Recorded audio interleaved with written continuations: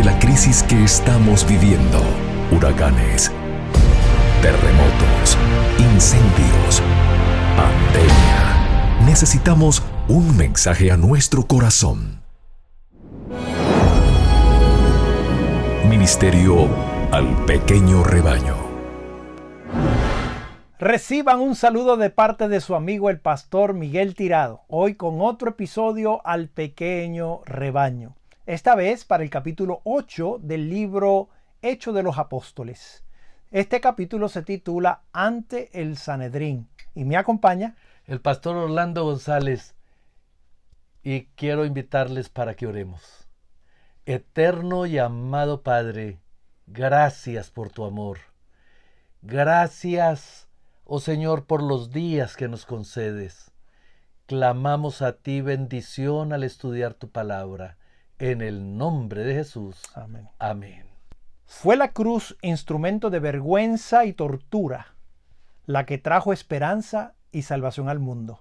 Los discípulos no eran sino hombres humildes, sin riquezas y sin otra arma que la palabra de Dios. Sin embargo, en la fuerza de Cristo salieron para contar la maravillosa historia del pesebre y la cruz y triunfar sobre toda oposición. Aunque sin honor ni reconocimiento terrenales, eran héroes de la fe. De sus labios salían palabras de elocuencia divina que hacía temblar al mundo.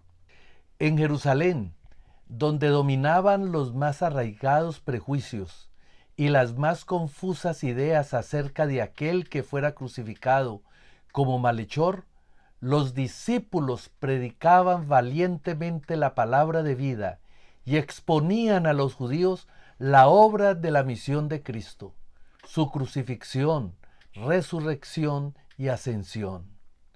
Los sacerdotes y magistrados se admiraban del claro e intrépido testimonio de los apóstoles.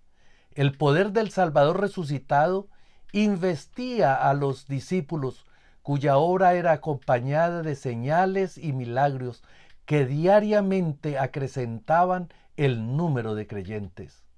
A lo largo de las calles por donde pasaban los discípulos, el pueblo colocaba a sus enfermos en camas y en lechos, para que viniendo Pedro, a lo menos su sombra tocase a alguno de ellos. También eran traídos los afligidos por espíritus inmundos. Las multitudes acudían a los discípulos y los sanados proclamaban las alabanzas de Dios y glorificaban el nombre del Redentor. Los sacerdotes y gobernantes veían que Cristo era más ensalzado que ellos.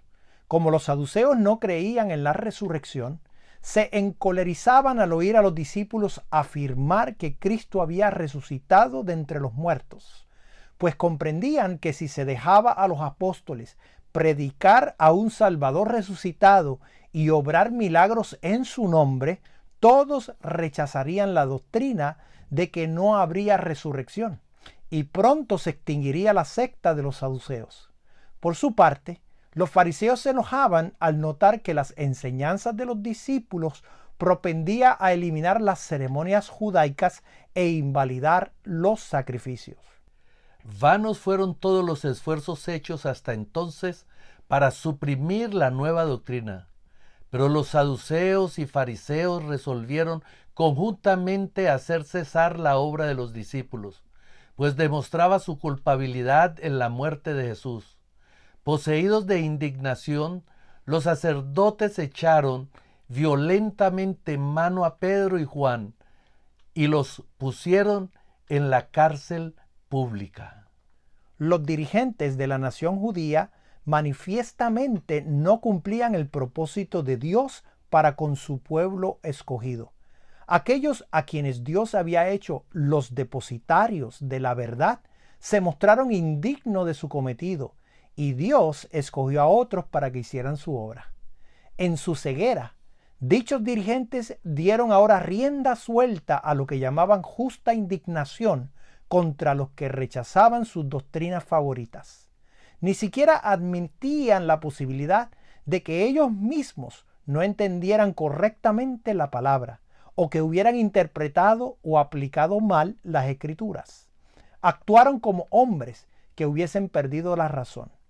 Decían, ¿qué derecho tienen estos maestros, algunos de los cuales son simples pescadores, de presentar ideas contrarias a las doctrinas que hemos enseñado al pueblo?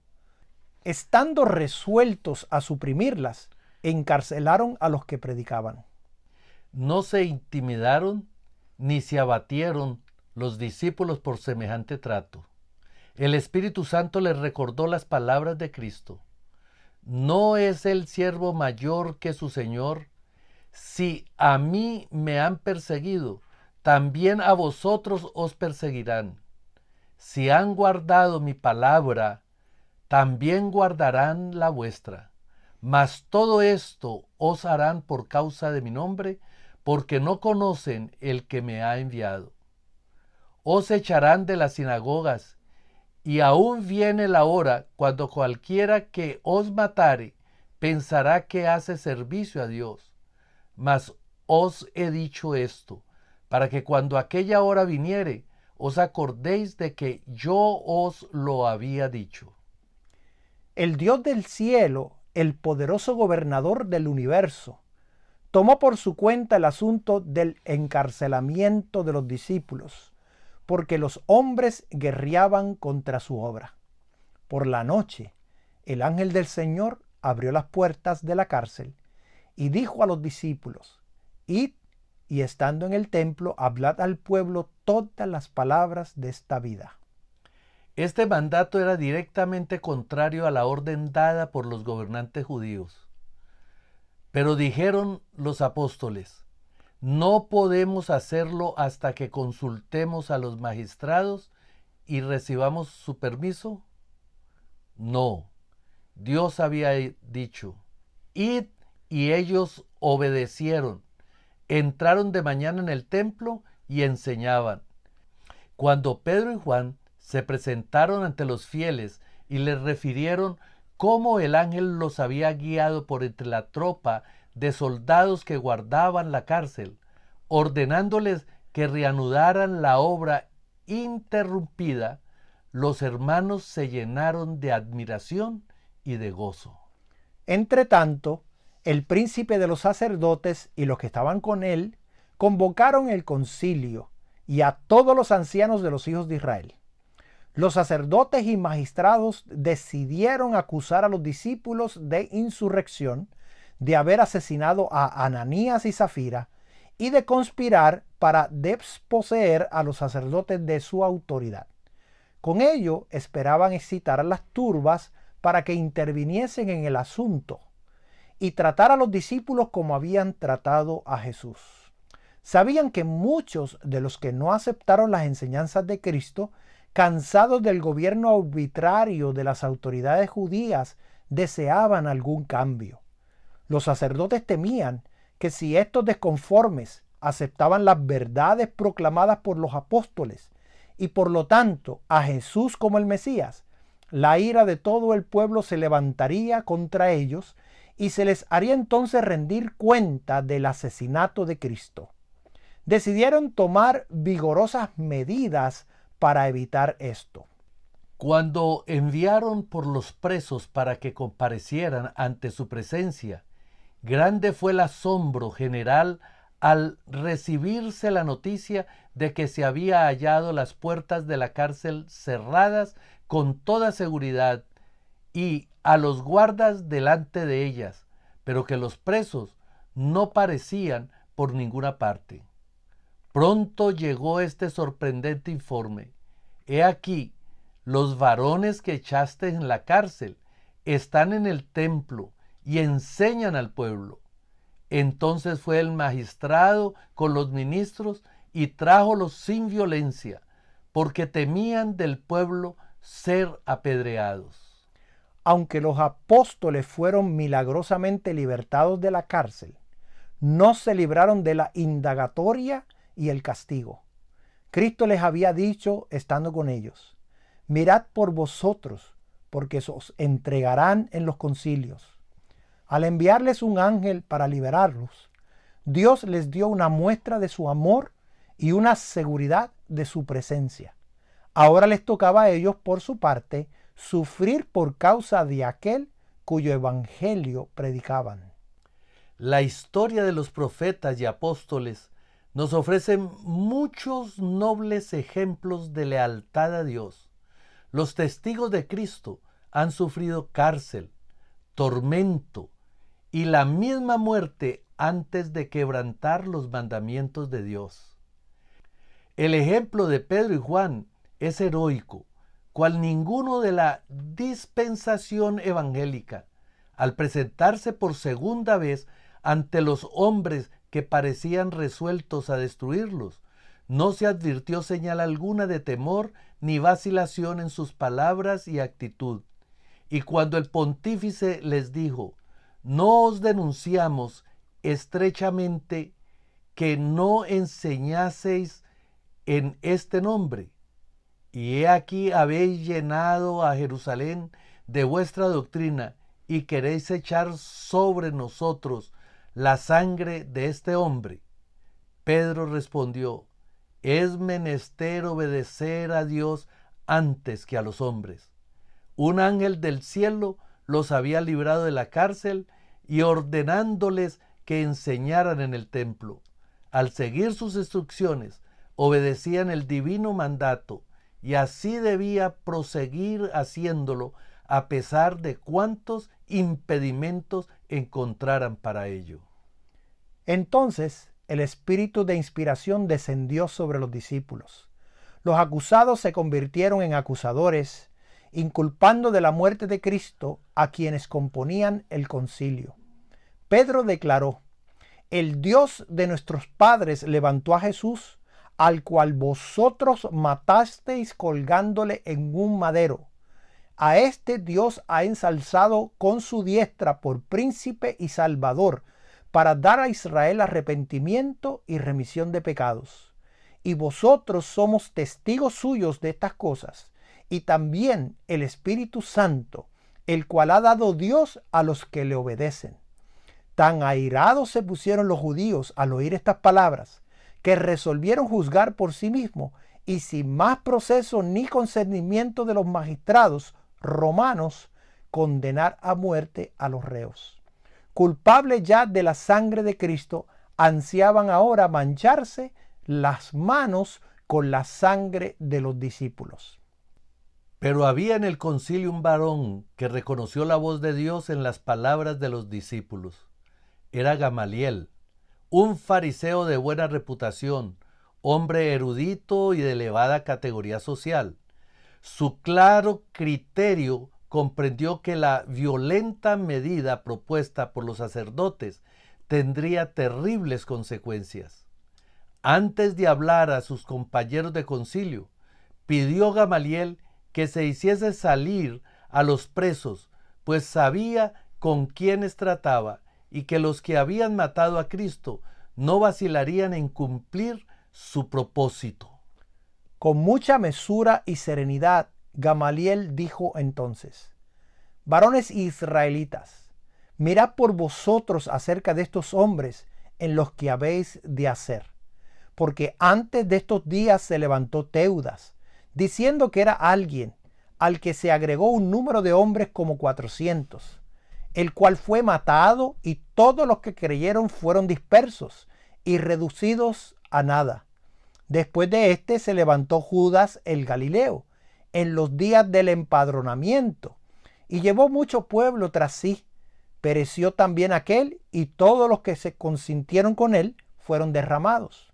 Y ahora os digo: dejaos de estos hombres y dejadlos, porque si este consejo o esta obra es de los hombres, se desvanecerá, mas si es de Dios, no la podréis deshacer.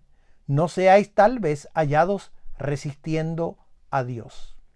Los sacerdotes comprendieron lo razonable de esta opinión y no pudieron menos que convenir con Gamaliel. Sin embargo, no les fue posible dominar su odio y prejuicio, y de muy mala gana, después de mandar que azotasen a los discípulos e intimidarlos, so pena de muerte, a que no volviesen a predicar en el nombre de Jesús, lo soltaron. Y ellos partieron de delante del concilio, gozosos de que fuesen tenidos por digno de padecer afrenta por el nombre. Y todos los días en el templo y por las casas no cesaban de enseñar y predicar a Jesucristo. Poco antes de su crucifixión, Cristo había dejado a sus discípulos un legado de paz. La paz os dejo, dijo, mi paz os doy. No como el mundo la da, yo os la doy. No se turbe vuestro corazón ni tenga miedo. Esta paz no es la paz que proviene de la conformidad con el mundo. Cristo nunca procuró paz transigiendo con el mal. La que Cristo dejó a sus discípulos es interior, más bien que exterior. Y había de permanecer para siempre con sus testigos a través de las luchas y contiendas. Cristo dijo de sí mismo, no penséis que he venido para meter paz en la tierra. No he venido para meter paz sino espada.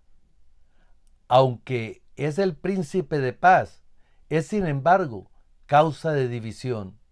El que vino a proclamar alegres nuevas y a crear esperanza y gozo en los corazones de los hijos de los hombres, originó una controversia que arde profundamente y suscita intensa pasión en el corazón humano, y advierte a sus seguidores: en el mundo tendréis aflicción, os echarán mano y perseguirán, entregándoos a las sinagogas y a las cárceles, siendo llevados a los reyes y a los gobernantes por causa de mi nombre.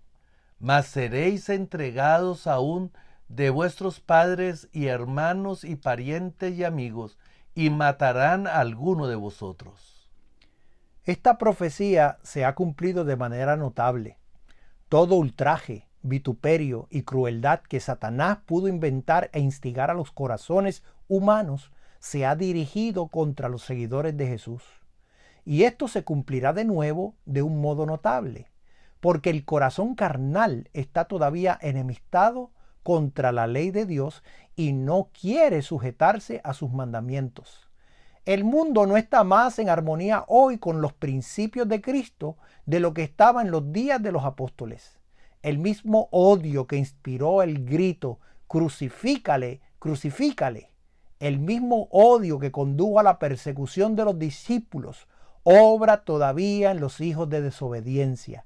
El mismo espíritu que en la Edad Media condenó a hombres y mujeres a la cárcel, al destierro y a la muerte, que concibió la aguda tortura de la Inquisición, que planeó y ejecutó la matanza de San Bartolomé y los autos de fe de Smithfield, está todavía obrando con maligna energía en los corazones no regenerados.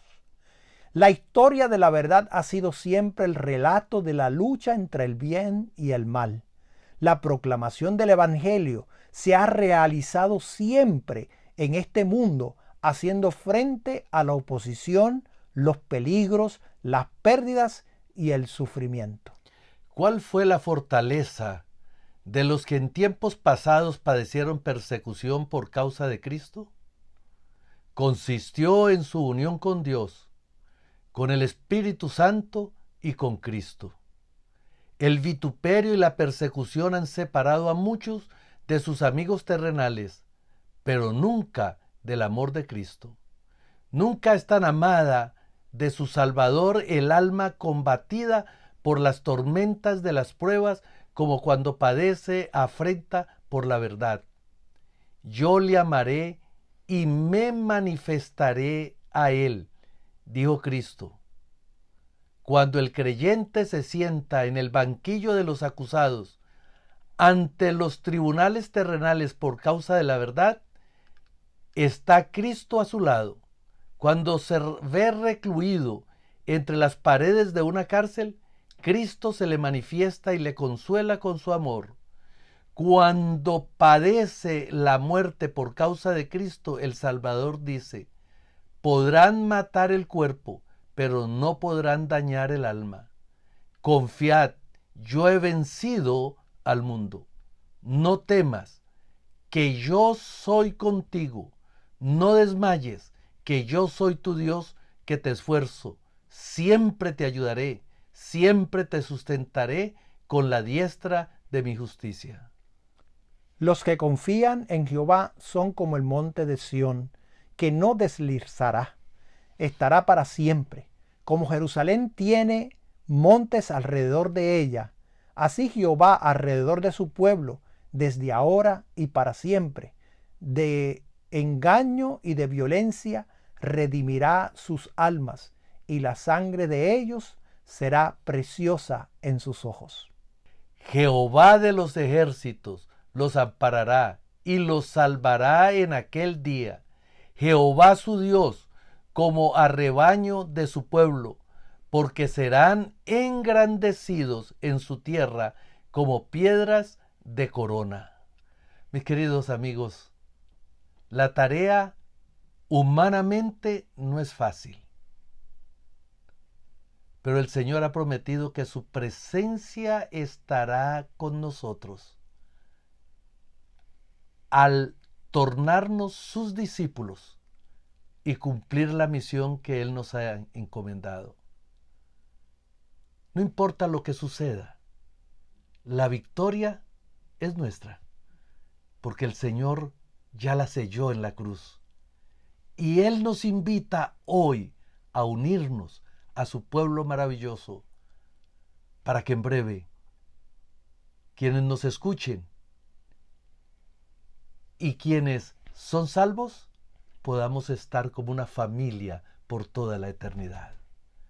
Que el Señor sea nuestra bendición en este día. Les invito a orar. Amoroso Padre, gracias por tu palabra, gracias porque a través de ella podemos tener la seguridad de que no importa por dónde estemos pasando, la seguridad de que tú estás a nuestro lado es real y podemos sentirla, podemos sentir tu abrazo, cuidándonos, protegiéndonos, guiándonos y garantizándonos, Señor, una paz que solamente puede venir de ti. Nunca te apartes de nosotros. Te lo pedimos en el nombre de Jesús. Amén. Amén. Esto ha sido un mensaje al pequeño rebaño. Compártelo con tus amigos y nos vemos en nuestro próximo episodio. Dios te bendiga. Bendiciones.